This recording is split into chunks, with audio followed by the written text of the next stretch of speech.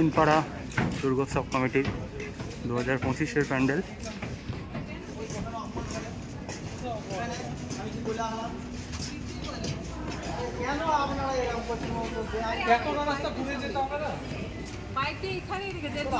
রাস্তা ঘুরে আইলেন না, এইটুকু নিয়ে যেতে পারবেন না?